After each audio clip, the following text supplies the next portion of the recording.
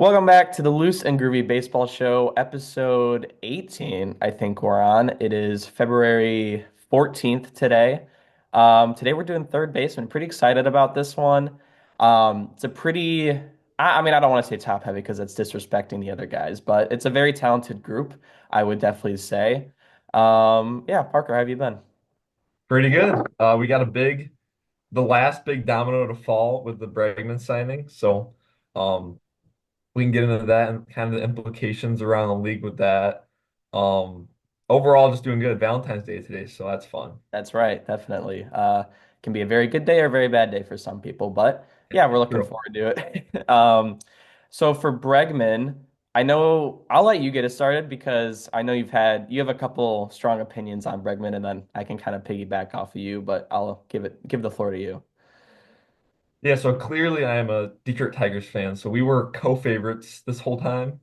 And it came out that we offered 6 years, 171, I believe it was, 172. And the Cubs offered four for 120. And let's see, the Blue Jays, I don't think the Blue Jays had like a formal offer that they said was out there, to my knowledge. I didn't Um, hear anything either, so yeah. So the Red Sox offer three for 120 with an opt-out after every year. So that's 40 million a year for, and I this might just be me coping because the Tigers didn't get him. So it's take this with a grain of salt because like I'm definitely gonna be a little biased now because it's a little annoying because this thing's dragged down for so long and now we didn't yeah. get him. But that's still 40 million a year for, and I can let you go through the numbers if you want, but 40 million a year for a guy that's on a regression and he hasn't been an all-star, I believe, since 2019. And you look at his best season, and it was the cheating season too, so like that weighs in a little bit in my mind. Um, and he plays third base. He's a great third baseman. He won Gold Glove last year. And now they're signing him to move him to second. So that's just another just like a thing to add in there that makes this deal even worse in my mind. And Yeah. then the opt-outs are weird because like opt-outs suck. Like me and you talk about this. Player options are so bad for the team. Hmm. The player's either really good and they opt out and you lose them, or the player's bad and then you have to keep paying them because they just keep opting in, like Javi Baez for the Tigers. So I don't like it at all. It's gonna make them a lot better, and I do think he's gonna have a good year this year, especially in Fenway. I think the park played a big factor in his final decision to go to the Red Sox, and I don't really blame him for that. Um, so yeah, that's pretty much it. Yeah, no, I don't think that's really biased at all. I think I was actually kind of surprised. I mean, I've seen a mixed reception online about like good or bad deal. And we talked about the 40 mil AAV, I think is fourth highest in the MLB, which I think we can both agree he's not the fourth best player in baseball. And yeah, the two opt-outs are also brutal, kind of like what you were saying.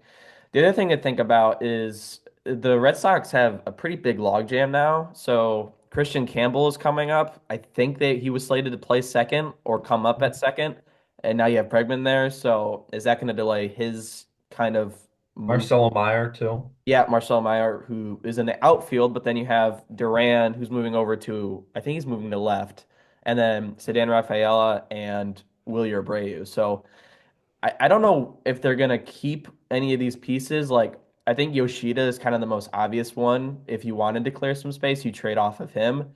But then what are you gonna get for him? I mean, he hasn't been fantastic since he's been in Boston.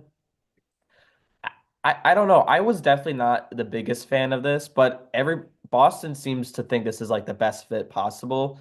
I feel like every Boston page or somebody from Boston I see, they love Bregman and they think it's like a really Mhm. good fit. And I can see why, because of the wall in the Green Monster. Yeah. And Bregman's taken advantage of the Houston dimensions too when he was there. And I think it's probably going to be the same thing in Boston. I think he will have a good year. But I think, like you said, the contract is pretty brutal. Paying this guy $40 million with you don't know if he's going to be here the next 2, 3 years or whatever it is. That I think is a little concerning for me. And I think it's a very short term contract. I don't know. I don't think this is good for them long term. I think you'd rather leave second base open and have more room for your guys to come up than sign Bregman. But I don't really know. I see the vision, and I they want to be buyers for sure, and you have to be buyers in the AL East right now if you want to compete. It's true. Um, and if this is what it took to get Bregman, then I can see why they did it. But I think there are going to be some drawbacks in the future for them with this contract. Yeah, 100%. We'll Well, see that's how it all we plays out. have. Oh, what? We'll see how it plays out. Honestly, in my mind, it's so hard for it to play out good because like what do you consider like a $40 million player? A guy that probably hits 300 or not 300 batting average, like 270 at least, 30 home runs, and then like an 850 OPS. And I don't see that happening Well, isn't like Juan Soto's AAV less than 40? from now on, like his Yeah, I upcoming. mean, I get it's a 15-year No, it's contract, but 51. it's what is it? 51. So I Oh, okay. was it 15 for like 756 or something. But if you go through it, there's a ton of guys. Like Jose Ramirez is making, and he just signed an extension. Like he was good when he signed this. Right. He's making like 21 a year. Like I don't know. Yeah, I We'll don't. see how it plays out, but I don't think it could play out that well. Well, and I think Boston knows they're overpaying him, but I just think that it's what they had to do. I mean, had to do. Like, And but they haven't made a big splash in a long time. yeah, Like I was looking at like their past contracts, and their last like big splash was just extending Devers, but they haven't signed a free agent in a long time. Like they lost Mookie, and then the right. Dodgers Yep. um gave him that big contract, but they've been waiting to spend, and they did it. So if they got Yeah. the money, hey, good for them. I think that's maybe why Boston is mostly happy is because they're actually just spending money on big name free agents now. So It, that it could made also me be happy why. that we offer that much of a contract. Like no, none of the small market teams are going to offer 171 mil. So Yeah, true. I'm still happy about that. Oh yeah, definitely. I would be too. Um, I was gonna also ask, so we did second baseman last week. Would he be anywhere in your top 10 for second baseman? Like if you had like to say like a range or something where you think Yeah. Oh yeah, definitely. Because it was it kind of lacks some offensive yeah, oh yeah, prowess, the second 100%. baseman And ranking. I think we also noticed lacked consistency and like tenured experience, I would Yeah. think too. So I'd say like at the very highest, like 3 or 4, and then at the lowest, probably 5 or 6. Like yeah. I think it's fair to put him in that upper to middle range Yeah, for and we sure. don't know what the defense is going to be like yet either. So that's a factor too. Um, Hitting alone, definitely. mhm. I'll say for third base, he would have, and neither of us are going to include him first of all Yep. in these rankings, but um, I would have probably put him in like the 7 to 9 range, 6 to 9, somewhere in that. Yeah, and that's I've seen lists that's might be on the lower end too. I think he would have slid in. I think he would have been like 5 or 6 for me. I'm not sure. I could see maybe 7, like you're saying, but Mhm. yeah, he would have been here for sure. All right, well then, speaking of which, we can just get into our lists then right Yeah. away. Um, Something interesting I noticed about mine is I have a lot of younger guys at the bottom and then more experienced guys at the top. So I'll be curious to see how you have yours. But starting off at number Give 10. me 1 second. Do you want to do the pop quiz? Oh yeah, We I'm sorry. totally Yeah. forgot. Yeah, Yep. sorry. I should have stopped you. So, very similar to last week. You are going to name me the hold up, let me pull up the page before I even give it to you.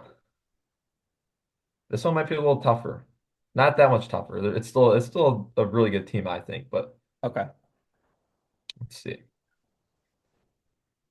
You're gonna get 90 seconds again. Um, and I want you to give me the name of the player and the position. Okay. Rather than just like going through the names.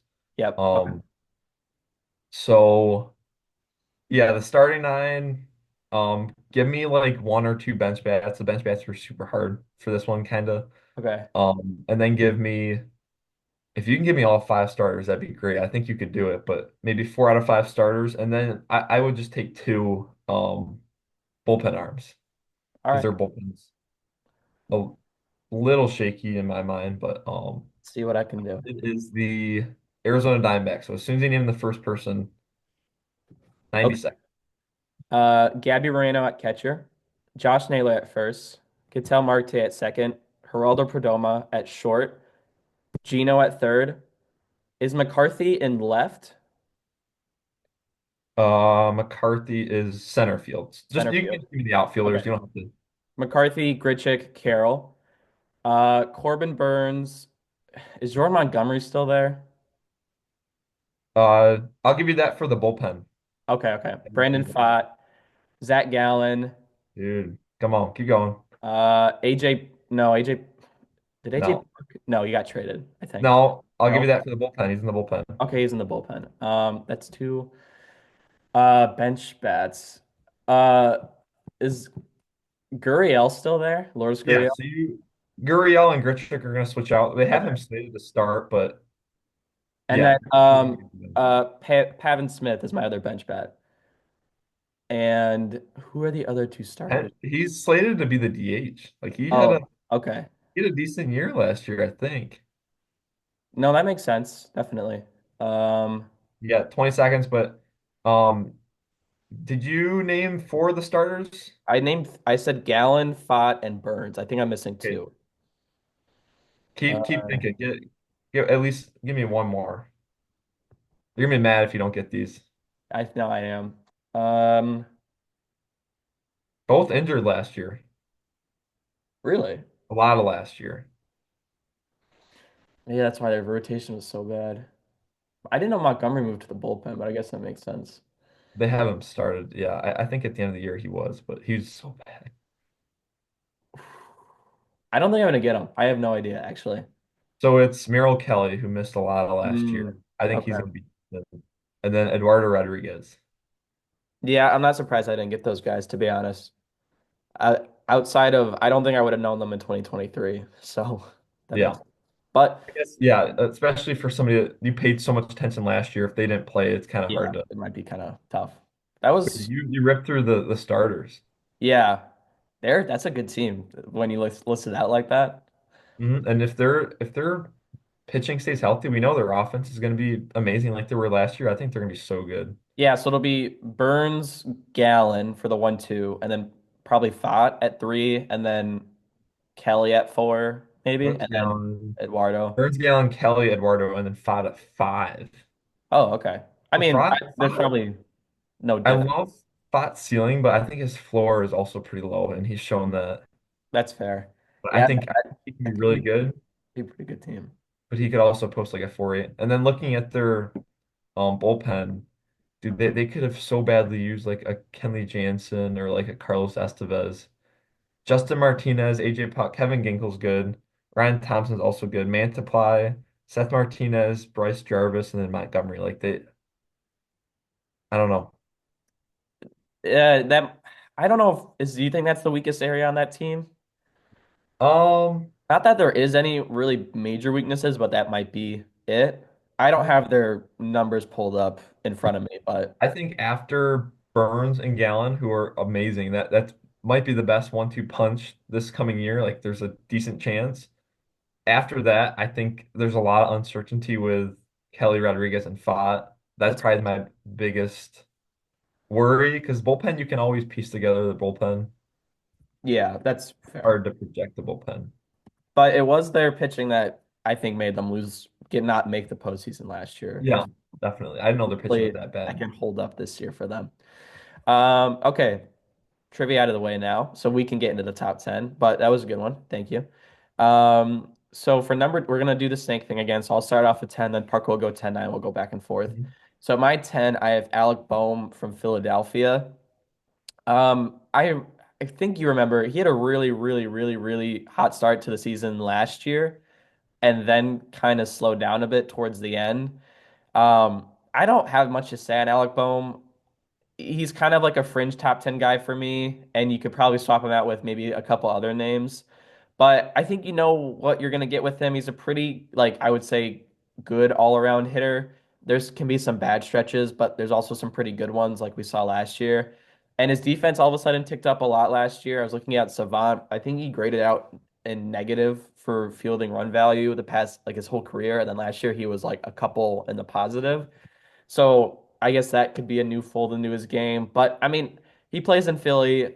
I think he fits in pretty well there. I don't have much else to say on him, so I'll Mhm. just give it to you then. So I'm not gonna say the other guy because I kind of want to. want you to discover that he's not on my list because I think that you have this guy. But he was like my first or second honorable mention Yeah. out. It was so tough. I had him in there, I erased him, and then put him back in, and I Yeah, kept it's tough. buffing him out. But I think the seven through the honorable mentions was very tough to know. But I at number 10, I know he's regressing, and we mentioned we were talking about this. He's old. I have Nolan Arenado. I think his defense is still great. Like I don't think his defense is ever gonna be average or even like close to average. I think his defense is always gonna be great. His hitting has regressed a decent amount, and this past year was probably the most scary regression. Yeah. Um, so he had 16 home runs, 71 RBIs, and 719 OPS, and he did play 152 games. So it's not like those counting numbers took a hit because he was injured or anything. Like he played most of the games. But I feel like you can't like I think his floor was last year. Well, see, I say that, but he's also getting old, so that could come back and get me. Yeah. But he did have a 7.7 WAR just a couple years ago, age 31 season, with a 891 OPS. And maybe I'm just clinging on to that. But even in 2023, he had 26 home runs, 93 RBIs with a 774 OPS. So I don't know. I think it's so tough because I look at Bohm and last year he had a 3 WAR according to his B WAR. I know F WAR is a little different, but I think his B F4 WAR was a 3.5. I mean, but it's okay, like it's so close enough. a little more favorable. Yeah. It looks like all the F WARs are bumped up on Fangraphs compared to because Arenado's is 3.1 on Fangraphs, but 2.5 on B WAR. Um, but Bohm the past couple years, I think it was like a point 0.7 WAR and then like a point 0.4 or something. Like Yeah. Yeah. he's been posting like one or less up until this year. His defense, I don't know if I'm buying it. I know his defense was bad, like before this past year, and I know guys can make improvements, but I don't know. I guess if it sticks around where it was this past year, that you can definitely take that like average to above average. That's great. But he did slow down a lot last year, and I don't know. I'm not buying it. I think Arenado's gonna bounce back a little bit. Like how much, I'm not sure. He's not going to return back to that 7.7 WAR. I can I guarantee have that. a few things to say on Arenado. So, um, his on his baseball savant, his average exit velocity last year was 86.3. For his career, it's 89. So that's three ticks down. His max exit velocity last year was 107.5. Career average for like the max number he would hit was 111. Also, his barrel percentage, career average is 7.3. Last year was down to 3.2. So Mm, I I don't want to just like write him off completely. I think there could be a potential for like a bounce back year maybe, but I think the underlying stuff would also agree that he's starting to regress with the bat quite a bit. And I don't it would have to be quite the flip for him to return to a kind of above average hitter again. The defense, I agree with, is still totally there. But I think the hitting, I just don't see the upside with it anymore at all. yeah. So I think that's kind of what makes me nervous about Arenado and maybe gave Bohm the edge a little bit for me. But Yeah, I'm looking at his savant is super scary. But like I was gonna say even last year it wasn't great, but it's took a huge hit. yeah, His outs above average is still it is mid really high. Like but impressive, very impressive. so So. that yeah, I think we can agree that's not gonna take a hit, but swing length 1%, like what is that? Just a short swing? I honestly, some of these I don't really know. I think, yeah, we'll learn as we go. But like even barrel percentage, I couldn't tell you exactly what that measures, but I just know it's low and lower And we than know it's Heisman important. for We his know career. it probably means something if it's on here. Yeah, yeah, right. Okay, so number 9, you got to have this guy on there. I got Mark Vientos. Hmm. Um, I was debating not including him because like a couple things that flagged me were like his minor league stats were not very good. Is that right? Like he was not supposed to be Yes, yeah, yeah. like he was a borderline like roster player, and then he made the roster, and then he like had an insane season last year. Hmm. but I think it'd be disrespectful not to include him on here. 27 home runs, 71 RBIs, 3-1 B WAR with an 837 OPS. Just phenomenal. And I feel like throughout the whole year, like he was super consistent. He never had like those bad stretches that the young guys normally do. And he did in 2023, he posted a negative 1.1 WAR with a 620 OPS and a 69 OPS plus. So How many games did he play in 2021? 65, 220 at bats. But still, Whoever the hitting negative coach is, whatever it was in the. negative posting negative 1-1 in only 65 games is impressive. It is pretty impressive. Well, and the original plan for the Mets' future was Brett Beatty over at third, and so Oh, Vientos was really never supposed to like be here, I guess. and And that's been going terrible. right, so all of Vientos last season was like a surprise for I think everybody to be honest. So yeah, Whoever their hitting coaches needs a raise because I don't know how you he 121 he doubled his OPS plus.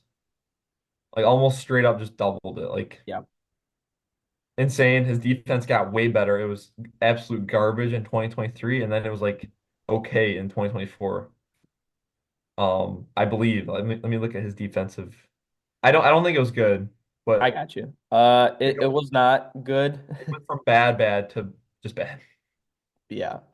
Well, you're saying from 23 to 24.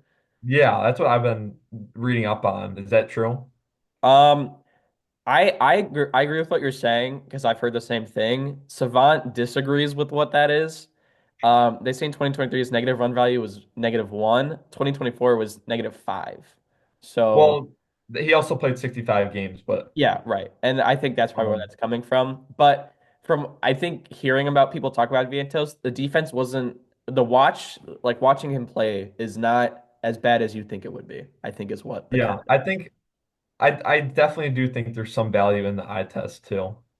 Oh yeah, Just 100%. watching a guy like you know who's a liability You out can't measure there. everything with these kind of metrics and stuff like that. Yeah. So yeah, that's my number nine. All right, I'm gonna sandwich my 9 and 8 kind of together. It's so my 9 is Westberg and my 8 is Vientos. So pretty, I would say pretty similar track here for both these guys. I think Vientos maybe a little more proven by this point just because we've seen a full season of really good performance. But I say that in Westberg, I think he's played what was no, he came up in 23 and was pretty good. And then last year he played for a good chunk of the season, but I think he got hurt too. Hmm. But I think these are two guys that I think could make continuous bigger jumps this year. And it'd be fun to see these guys both play because Vientos even last year only played 111 games. So it'd be fun to see both these guys get into like the 140s, 150s maybe. Yeah. Um, for Westberg, his Fangraphs projection for 2025, 20 home runs, 764 PS, 3.7 F4. I think he'd be really happy with that for Baltimore. And correct me if I'm wrong, Westberg was an all-star in 2023 or 24. Yes, he was. So, I think there is something there. Underlying metrics also really like Westberg. He's another guy. You should look up his baseball savant. There's a lot of red on this page. So I think Westberg is definitely a guy to keep an eye out. Maybe a bit of a silent player in that Baltimore team, but another young guy that they've brought up and I think could be pretty good. And then Vientos, the main thing that worries me is he struck out 30% of the time last year. I think he's just young still and very swing happy. And like you said, the jump from minors to what he's doing in MLB is like really huge. And I think there's going to be growing pains with that. And I think the K percentage could be one of that, along with maybe not the best defense in the world. But I think he's going to keep maturing, keep getting better, and keep becoming a major league hitter. So I don't think that's like a big worry right now. He's still only 25. And hitting 27 home runs in 111 games is incredibly impressive. It's an easy 30 home run season for him next year if he plays more games and keeps this level of performance. So I think these are just two guys that you got to be really excited about if they're on your teams. They're both young. I think they're both 25. And yeah, I think they're both going to contribute in a lot of good ways next year. So yeah. Yeah, I think that's respectable. My um like that range, I have Westberg a little higher. Okay. My number eight is Isaac Paredes. Do you have Paredes on your list? I do. He's a little higher. Okay, I was debating like even having him, and then I'm like, okay, I can't do that. Um, but he just to run through his numbers. 20, so he started out with the Tigers, absolute garbage, posted a -0.2 and then a -0.4. And then we made the big mistake that a lot of teams do with trading with the Rays. And we traded him going into the 2022 season where he posted a 20 home runs, 45 RBIs, 205 batting average, but the power bumped up his slugging and he walked a decent amount of times to post a 740 OPS with a 113 OPS plus. So that was his kind of like little breakout. And then he really broke out in 2023 with 31 home runs, 98 RBIs, 250 batting average, so bumped that batting average up a lot, and then 840 OPS with a 130 OPS plus. So great year that year. And then this past year, the first half of the season, he was amazing.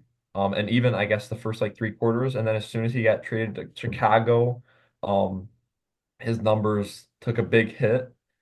And so yeah, 19 home runs, 80 RBIs, 739 OPS, 112 OPS plus, like still decent numbers. 2.7 WAR. His defense is I believe around average. Is that right? Uh, I'll I'll look at check for you. You can keep going. so I think a big reason why he was so bad with Chicago is a big thing about Paredes is the ballpark. Like he's Yeah. a pull happy hitter. He's always gonna hit it to that the little left field corner. And if you have a short left field where the ball flies, like you're golden. And where is he right now? And that's why he's even on my list. Like he's Okay. going to Yeah. Houston. Like that's ideal for his bat. Um, and I usually don't like this isn't usually like one of my arguments with guys, but Wrigley is like the super windy, very, very, very big pitcher's park. Yep. It's hard to hit there. That's probably another reason why Bregman didn't sign there. But Bregman's a similar guy. Like he's those heavy pull hitters. I think Paredes is gonna thrive in that ballpark. If he went to Comerica, I don't think he'd even be like top 12 or top 13 on my list. Um, so yeah, I think he's gonna turn out a pretty good year. And then going into my number seven, I have Westburg at seven. I will I say think one sec. I know this is kind of like behind it, but the fielding for Paredes, you're right. He's about average. He had a zero run value 23, -1 2024, but I think that grades out to be just pretty like, okay, but serviceable still. yeah, we'll take that with a bet. Yeah. Um, I thought Paredes would be higher, or not Paredes. You're usually pretty high on Westburg, I feel like. Me? You're yeah, I feel like you've brought him up a decent amount of times. Hmm. I think he'd be higher for you. For him, it's more of like I need like a good full season from him for me to That's rank true. him higher. I Yeah. mean, what he's shown has been really good, but I would say like Vientos' this season was better than any season he's had, and I think Paredes 23 was also better than any season Westbrook's had yet. So I'm going to favor that over Yeah, guy, but I think he could make a big jump. So yeah. right. Missing 55 games doesn't help at all. Hmm. 129 OPS plus with a 792 OPS. So that OPS plus kind of it looks even better than the OPS. Um maybe Orioles Park is a little pitcher friendly, that tells me. I don't know. So he's a righty, isn't he? I don't know if he pulls Yeah, the ball a he lot, is. but they moved that back that left field wall I guess a few years ago now, but then they just moved it forward again. So Yeah, that because I that saw could an interesting video. I should probably send you this, but it talks about how, and I don't know how true this is, but it's like they're saying that they're building the park around the players because they have so many lefty bats. They figured that if they moved the left field back, it would give the team an advantage because they have so many lefties. Like, well, they had Santander. yeah, His power side was the lefty side, and then they have like Gunner, and then like Jackson Halliday and stuff like that. But now it's Tyler O'Neill too. I'm told the reason they're moving it in is because like they just picked up Tyler O'Neill, so he's going to want to hit it to left field. Huh. I don't know how true that is. I think that's a little far-fetched. I don't think Yeah. that is going into the decision making there with um the The fence. ball. But one Yeah. last thing on Jordan Westberg, you were talking about this a little bit, but his Savant, if you guys look it up, it is really, really good. Like his first, like what is that, seven categories with like the main hitting categories that you're looking for Yep. are all like bright red. anywhere between like 77 to like 92%. So I don't see regression at all coming. I think he's just going to keep getting better. It just comes down to whether he can, like you said, play that full season. Yeah, 100%. Yeah, I think anywhere between 7 and 9 and even 10 or whatever is fair for a Westberg. So for my number 7, this is where I have Isak Paredes. Uh, and I'm pretty surprised. So you were saying like your big reason was the ballpark, and I actually it's funny you say that because that is a very like good argument and for like a good reason too because if you looked at Baseball Savant's expected home runs by park, it adjusts how many home runs players would hit if they played at different ballparks and that was like their Oh, home geez. team. Uh-oh. I don't think I've ever seen as big of a jump as I have with Paredes. So last year he hit 19. It was split between Tampa Bay and Chicago. So if he played the whole season in Chicago, he would have had 13 total.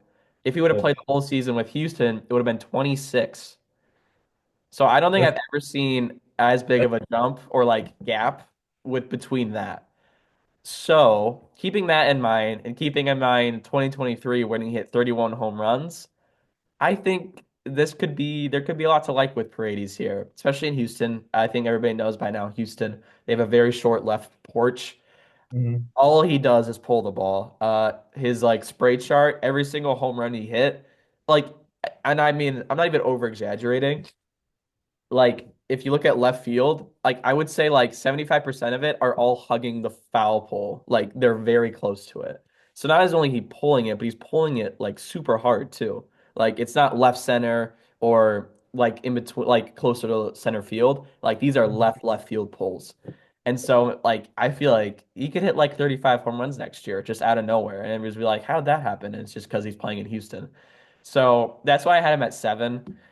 Other than that, and I actually think your point is like really good because it would be hard to like if he was still in Chicago, it'd be pretty tough to justify him being any higher than a lot of these guys, just because a lot of what we see in otherwise from him is not fantastic, and also the underlying metrics don't really like him that much either. But I still think he's going to hit a lot of home runs this year, so it'll be interesting to see how that plays out. So yeah, but moving on to my number 6. This is one of my favorite players in the MLB. This is Eugenio Suarez, Gino. Yeah. So I have an actually interesting, it's like a fact and a little bit of trivia for you. So I don't even know if you're gonna believe this, but since 2017, Gino is fourth in the MLB in total home runs. Since 2017. That's a Yeah. big sample too. So he's been one of the premier. It feels weird to say this. He's been one of the premier power hitters for the past 7 or 8 years. Do you Which have the other three? Don't say them. so that's what I'm gonna ask you. There's three guys above him, Okay. and All I right. want you to tell me who they are. Oh wait, let me So it's got to be Judge. hold on. Let me get Judge it up. has to be up there. Not catchers. Yeah, I can tell you Judge is one of them. Yes. Okay. Yeah, I'm gonna say Judge. Oh, I can't say Pete because Pete didn't come out until So 2019. okay, so for reference, Gino has 238, and then you just got Judge. He had 311. So you have Okay. 1 and 4. The next, so 2 and 3, two has 268, and three has 259. Can So is you it tell me are these like old? E? I guess no. That's a tough question. You don't Yeah. even. That's too hard to. Because of course they're gonna be a little older, but not like old. Honestly, these are not guys I would probably think of first, but I'm they're gonna good say to Bryce Harper. not Bryce Harper. Bryce Harper is No. actually down at 16. Wow. I'll give you this. One of them is teammates with Bryce Harper right now. Okay. It cannot be Schwarber, right? Mm, Who am I miss? Is it Schwarber? it is Schwarber. Schwarber's second. Schwarber is second. Yep, 268 since That's 2017. awesome. Holy cow. I guess when you post his past 3 years, he's got 46, 47, 38. Yeah. Uh, Wow. That's maybe he's underrated. I know I would definitely not have thought of him either, so I don't blame you at all that's for that. crazy. And then Um, Three, I've talked about this guy before because I love his swing a lot. I don't know if you're gonna remember this, but this is one of my favorite swings in the MLB at I don't, three. I don't remember you talking about your favorite swings.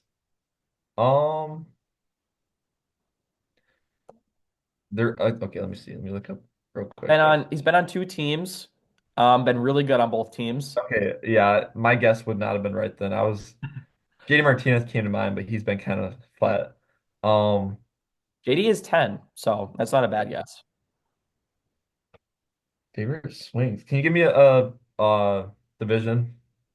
AL East. Okay.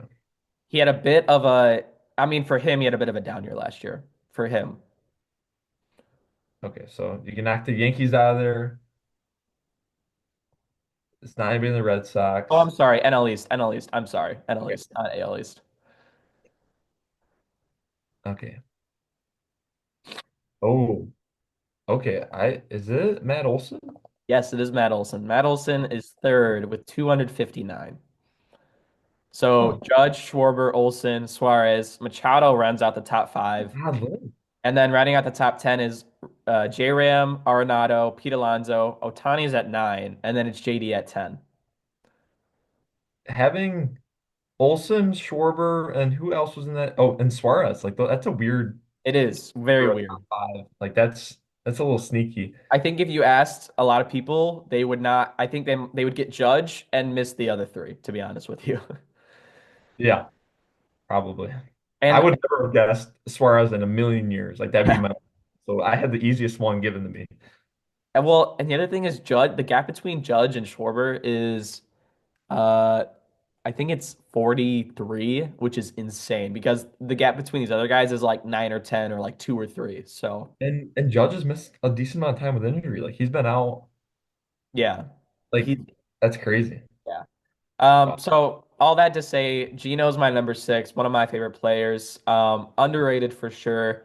And the other thing I have to add, so his F4 the past three seasons, 4.3, 3.5, 3.8. That has him fifth amongst all third basemen. So I think overall, consistency, really good power. Yeah, he's great. Great player. So that's all I have. I like it. Is it my turn? Six. Yep, six and five. So my six is also Suarez. There we go. Um, and I think, yeah, so Suarez six. Honestly, yeah, the top six is like a clear cut. I think we have the same, Hmm. unless barring like a huge Yeah. snub. But I didn't get like too bold on my top five, I don't think. Um, but yeah, just kind of just to say exactly what you said. I love the home run power.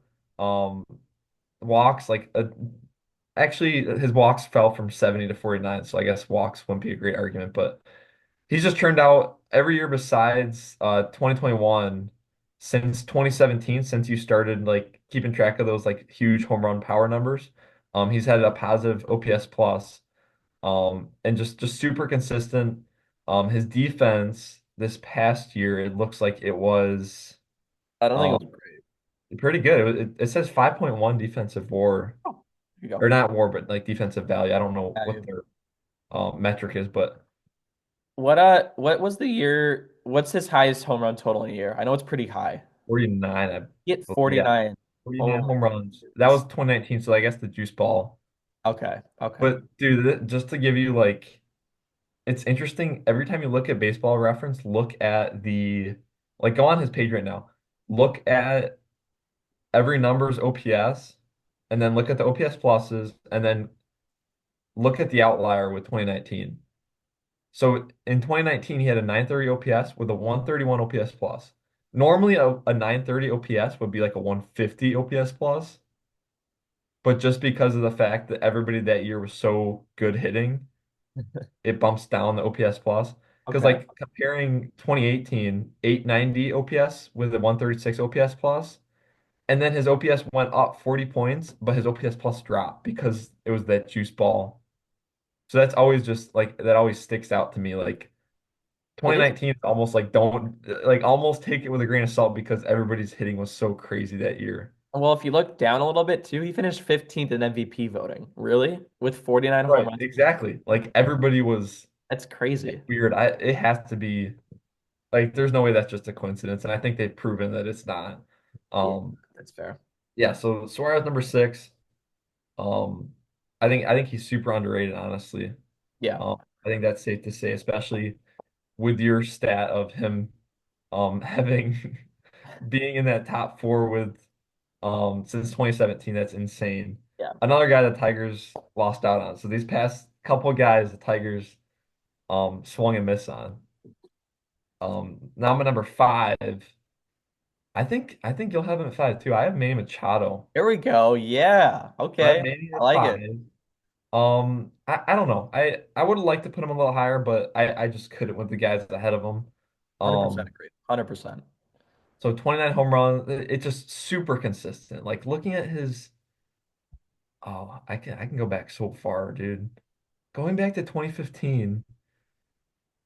So this is, yeah, 2015, age 22 season. So he started out like really early, and this he was an all-star in 2013. Like he's been doing this for a long, long time.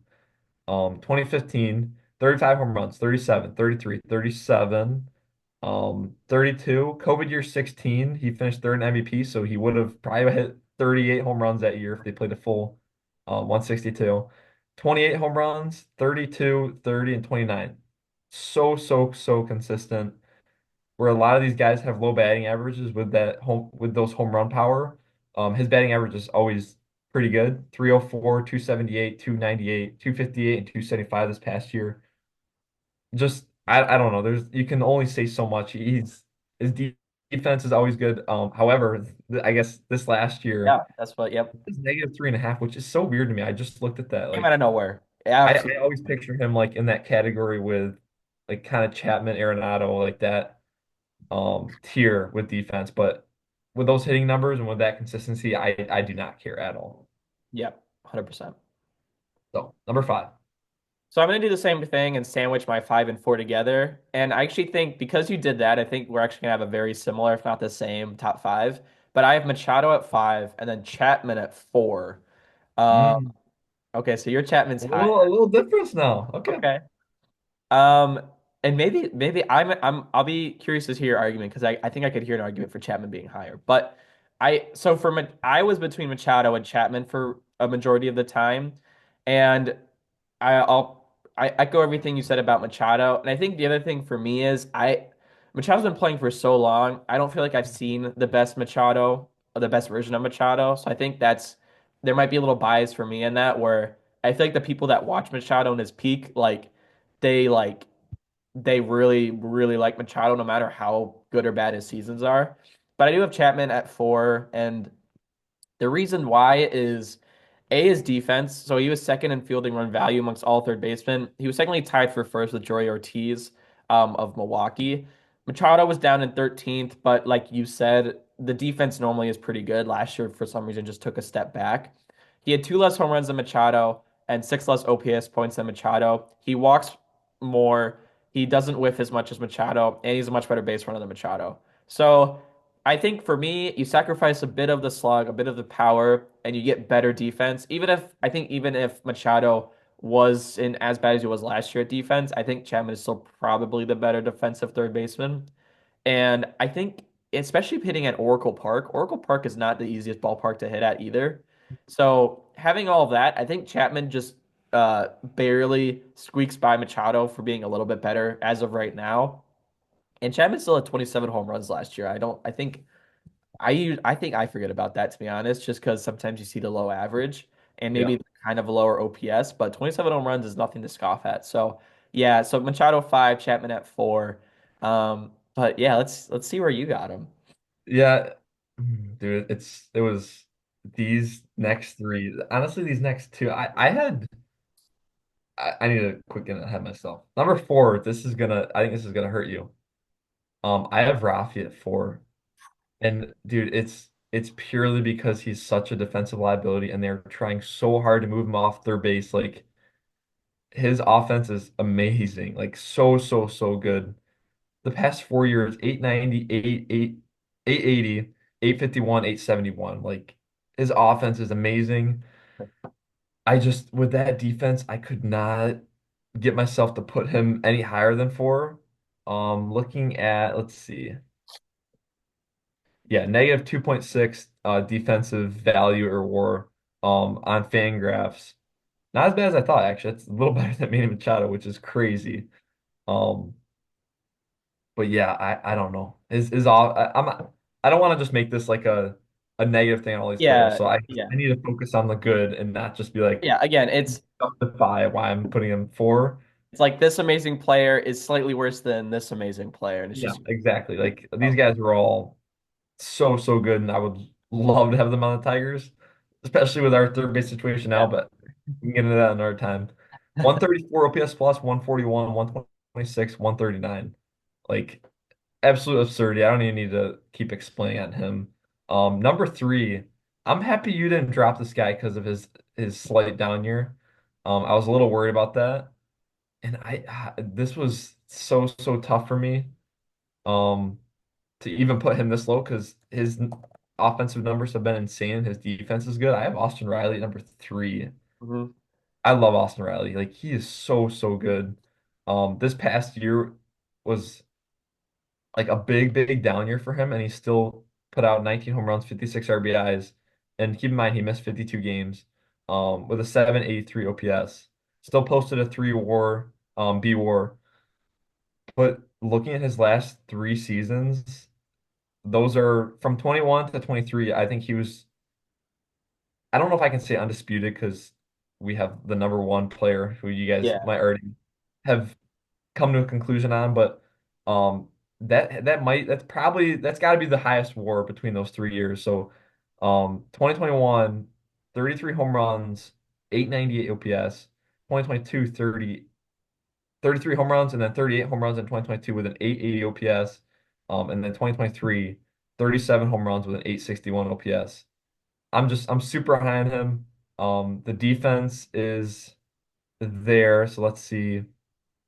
Doesn't look like he qualified on Fangraphs, but the defense is good. Um, so he's not a liability like Rafi Devers, and that's like the final like factor that moved him above Rafi. That was so tough between that. yeah, And then even this next guy is super tough. You can probably assume who I have it two now, I guess. yeah. So we flipped Rafi and Chapman. Riley is my three, and Devers is my two. Did I? Okay. Yeah, I already did Yeah. four. Um, so Riley, this is another guy that's kind of tricky for me because coming into baseball like 2024, I haven't seen the best, kind of Austin Riley version like you have, but the numbers definitely don't lie.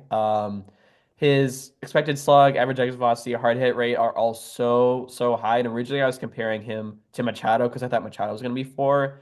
And even with the down year last year, his expected numbers all still pretty much clear Machado, which I thought was really impressive. Like that was one of his worst years the past couple of seasons we've seen from him. So I think the fact with that was like very impressive to me. But Riley is another one of these Atlanta guys where you're just kind of like, it's like all of 2024, Atlanta just kind of took a step back, and you're hoping to see him take Yeah. a step back to what he was, which is just fascinating to me that it kind of all happened to him. And I think he may have been, I think he was hurt. Yeah, he fractured his hand at the end of the season. So he did miss a good chunk of games too. So you have to keep that in mind. So Riley was my three. I don't have much else to say on top of what you Uh, said. Real quick, Okay. that is super interesting, actually. I didn't realize that. Like, that is so true. They all took a step back. Yeah, I feel like every guy we've talked about on these rankings, like Olson, Ozzy, Crazy. Riley, Arcia was decent in 2023. yeah, Michael Harris, he fell off too. Like, Sean dude, Murphy too. Sean Murphy wasn't even on our top tens for oh catching. my He gosh. was like really good 2 years ago. That the stock is low right now for the price is low for the Braves. You guys need to buy some stock because they're projected. Some of the projections have them like second highest. I've been seeing second highest World Series favorites. I believe it. They're still really Which, good. dude, to win 89 games when you have your entire core having a down year, like literally nobody had an up year. Yep, and Ronald Acuna coming Acuna back. in here most of the year when he was out there, 200 at bats, 716 OPS. That's not Acuna. Right. And then you got the outlier Marcell Ozuna, who just hits 40 home runs every single year. Yep. 50 years old. Yeah, I would. I think. That's I crazy. think they're up there with the Phillies in the East, and then I think the Mets are still probably like a step below them, but it'll be really close either way. Um, so either way, Devers is my number two. Something I noticed about his expected numbers is they're all very close to what his actual numbers were. And the reason I say that is because his expected numbers are through the roof. Mhm. He's top 10% in all the MLB and all the power categories. Exit velocity, slugging, expected WOBA, hard hit percentage. 52% of the time, this dude is hitting the ball harder than 95 miles per hour. That to me, it's just unprecedented power. And I know the defense like sucks, and I know it's so bad, but you also look at the consistency. 879 OPS, 851 OPS, 870 OPS the past Yeah. three seasons. 27, 33, 28 home runs, 295, 271, 272 average. I mean, it feels like I'm looking at identical seasons here. They all look like the exact same numbers. And to me, with the power he has, the slug he has, and doing that super well over the past couple of seasons, he's still only 28 also. I think I think that far outweighs any defensive liability. It's kind of one of those guys where like the defense I just don't care enough about because the power is just overwhelmingly Yeah. amazing. So I think that was my kind of justification for number two. Yeah, I know that makes sense. And I mean, I think it's pretty likely that he has either the first or second best offensive season by a third baseman this coming year. So when Yeah. you can bank on that, that's pretty important.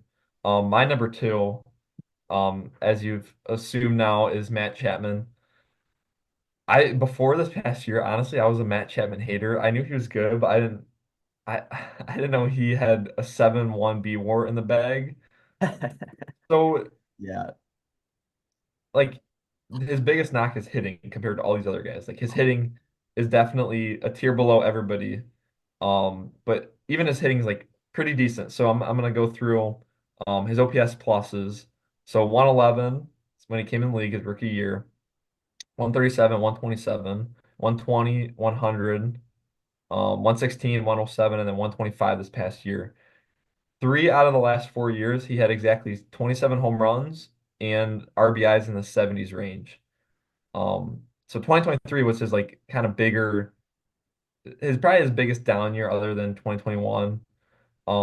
He had a 107 OPS plus with 17 home runs, 54 RBIs, and then that's what prompted him to sign that smaller term contract, and then he started balling with San Fran, so they extended him. So that was a great move with them, great value. Let me look at his contract real quick. So 6 years, 151. So what does that come out to like Uh, that'll probably six, be something like that? Like I 6 years, like seven, something like that. 20 something. I don't know. So good value in that. And my argument, dude, it's as simple as well. First of all, his Savant still looks great. It's not as red as like a Devers, like Yeah. those guys are like complete outliers. Right. But Chapman's hitting is still amazing, and his defense is so good. Did he win a platinum? He has to have won a Yes, he did. I know he did in Oakland. two-time I don't know if platinum, he's won one in San Francisco. two-time platinum glove.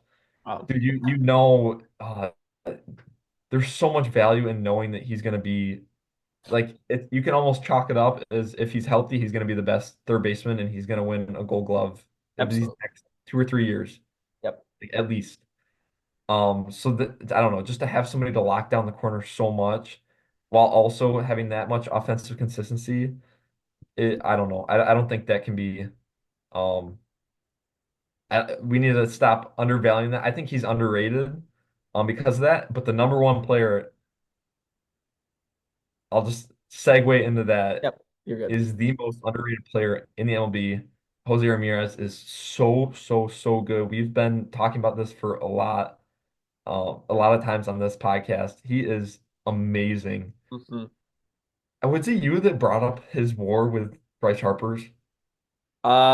No, but I think I know what you're talking about, ironically. So he's played like what is it, 200 less games or something than Bryce Harper, and he has a higher WAR. And Yes, we've I've been heard the same thing. Bryce Harper's on this pedestal in everybody's mind. And Jose Ramirez, he's getting there because I mean, when you're this good, even if you're on a small market team, it's hard to stay underground. But like he is amazing. Do you want you can go over the advanced ones. Cool. I do like the advanced stats, but I'll do the traditional ones. So actually, So I mean, I didn't have any advanced stats because okay. so my thinking is I think everybody in this at this point knows he's the best third baseman in the league, right? Like I mean, I think underrated to some point, but I think at the same time people are starting to like know who he is and like know how good this guy Mhm. is. But what I did instead, I thought this was kind of fun. So I feel like all the time, now that we're starting to learn more about Jose and how good he's been, you hear like random stats like the Bryce Harper thing, like, Yeah. oh, he's like more WAR than Harper, 200 less games. So what I decided to do was I asked ChatGPT just to give Oh, me that's some pretty sick. random fun facts and like how good he has been. So I got two that he spit out. And I don't have any numbers on him, anything like that. It's just fun stuff to talk about because we know what he can do. Mhm. So the first one is that Jose Ramirez is the only player in MLB history to have multiple seasons with at least 45 doubles, 25 home runs, and 25 stolen bases. He did that in 2017 and 2018. And then Wow. from 2017 to 2023, he's the only player in MLB to record at least 200 home runs, 200 stolen bases, while also striking out fewer than 700 times. So just some insane all around elite level statistics for you there from Jose Ramirez and at a very consistent level. So, Dude. undisputed, I think number one third baseman. I think you would agree So with me there. so If you good. want to go through his stats too, you can I, definitely. That was just kind of yeah. Best um best hitting third baseman dating back to however far back you want to go, 2017. His defense is really good. Let's see, what's his defensive? Uh, so it says 1.3 defensive value. I think his defense is amazing if you watch him. The switch hitter, like that's just another like factor that you can throw in there. And then like the hitting is it's insane. So now 2016, I'm gonna read through the OPSs: 825, 957, 939, 806, down year, 993 the next year with oh my gosh, that was COVID year, 17 home runs in 58 games. Crazy. 893, 869, 831, and then 872. Like a lot of these guys, as they get into their 30s, their stolen bases go down. He had more stolen bases than he ever has this past year. 41 stolen bases, one home run shy of a 40-40 yeah, season. right. That was the thing. And I think they canceled, like, there was a rain cancel on the last game. So he still Yeah, had another chance to get the 40th, but he didn't. bro. That would have been sick. And he would have got it and nobody would have nobody Yeah. would even care. Like that's what's so nobody was watching this. We were all watching Shohei Ohtani. We need to start watching Jose Ramirez because he's insane. Yeah, Like 100%. I said, the Guardians are gonna be paying him 21 mil per year until for these next, so 25, 26, 27, and 28. So the next 4 years, just absolute steal. He his career has been going up and he killed Tim Anderson's career Oh, wait, was I who with he? one punch. I didn't know it was Dude, Jose Ramirez for some reason. I thought it was somebody else. if you do a little dive, you don't have to do it now, but look up Tim Anderson's stats before and after Hit the Jose punch. Ramirez play, and it is so crazy. Oh, it's He knocked the brutal. confidence right out of him. So he's Man. taking out other players too to build his stock. He's just a smart player overall. Oh yeah, 100%. I remember back in 2016, it was one of the first World Series I watched. It was the Cubs one versus the Guardians. I remember him very vividly because he, like, I'm not trying to be mean, but he has kind of like that baby, like chubby face, you know? And Yeah. I remember so like I remember who was the guy that hit the tying home run in the game seven? Do you remember his name? David Ross, the old guy, hit a home run, but I don't think that No, was this was on Cleveland. oh Rajay Davis? Yeah, Rajay Davis. Aroldis Chapman? Yep. I remember that. And I remember the fact that I also remember Trevor Bauer. Trevor Bauer was pitching in that series. Okay. He looked like Yeah. one of my cousins. That's why I remembered him a lot. And the other one is Ramirez, and he had a big thing of tobacco in his cheek Oh my all the gosh. time. All the time. Every time he was on TV, you just saw Oh, this huge jeez. wad of tobacco in his mouth. I thought that was so funny. So that's just another fun fact too. No, he's standing for the short king. How tall is Alderweireld? Like 5'9"? Try to be like 5'8", something like that. 5'9", and that usually those are beefed up a little bit to make him. Right, yeah. But if you Make it. watch him out there, dude, he's insane. It's crazy. Well, and I think also back to like do you have reference up on what he finished for MVP voting? Yeah. So like so he finished third back to back in 2017 and 2018, those 2 years that you were talking about, those um like all of doubles, Yeah. stolen bases, home runs. Um and then he finished second in 2020, the COVID year. Who did he finish second? Oh, I guess Jose Abreu, I think won that. Yes. Yep. Um That might have been a snub with the defense difference between those two. I don't know. I know Jose Ramirez was insane that year, so I guess I can't really say that. Or not Jose Abreu. Yeah, Um, yeah. but 2021, sixth MVP, fourth, 10th, and then fifth last year. He was So fifth last year. yes. Who? Okay, wait. So this is in the AL. So Judge won it, Last year the AL was stacked. It and was then it tough. was Bobby and Gunner. Who? Judge, Soto, Judge, Soto. Yeah. Bobby, I think Soto, and then Gunnar, and then Jose, right? Dang, that's brutal. That is brutal. Oh yeah, that's a tough race to finish. Um, I don't think he's gonna win an MVP. Yeah, it'll be Is tough. his ceiling MVP? I don't know. But to be like he is, dude, we just You're can't say definitely. enough about him. Yeah, Top 10 MVP each of the last 5 years. Um, just insane. He's gonna be so good this year, and I don't think he's showing no signs of slowing down at all. So yeah, 100%. So we'll do a little recap. So for my top 10, I have going from 10 to 1, Alec Boehm, Westberg, Vientos, Paredes, Gino, Machado, Chapman, Riley, Devers, and Ramirez, Parker. yeah, real quick, I want to one honorable mention that I thought you were gonna grill me for not having him, Max Muncy. Oh, He's gonna be old. That's why I didn't put him in there. But dude, his oh, offensive numbers, he missed a decent chunk last year, which also hurts gotcha. stock in my mind too a lot. But yeah, Yeah. Max Muncy deserves an honorable mention. I kind of forgot about him, I guess you could say. So he played 73 games last year, but Yeah. yeah, no, 100%. That's He's a been part of that Dodgers foundation for a long time. Yeah, no, that's a good one. I like it. So number 10, Arenado, nine Vientos, eight Paredes, seven Westberg, six Suarez, five Manny Machado, four Devers, three Austin Riley, two Matt Chapman, and one Jose Ramirez. I like Chapman at two. That's a good one. I Yeah. think that's a good argument there. All right, well, that's gonna do it then for this week. It's a pretty exciting time for baseball now. Pitchers and catchers reported to spring training, so we got that going. And college baseball season, the first series are happening this weekend. I think today actually there's some games on, Mhm. so that's exciting. Baseball season. I think people think the end of the Super Bowl is officially the start of the baseball season. So if that's a thing, then that's a thing. But yeah, we're officially getting very close to the Tokyo series, and then opening day is almost less than a month away. So lots of things to look forward to for us here. Yeah, be sure to keep up with us. We'll have coverage the whole season into the summer and all that good stuff. And follow us all on social media. Let us know what you think about our rankings down below. This was a fun one. I really enjoyed this one. So yeah, next week I think we'll probably have some kind of outfielder. We'll see what we do for that, but be sure to stay tuned. So for me and Parker, we're signing off for now. Thank you.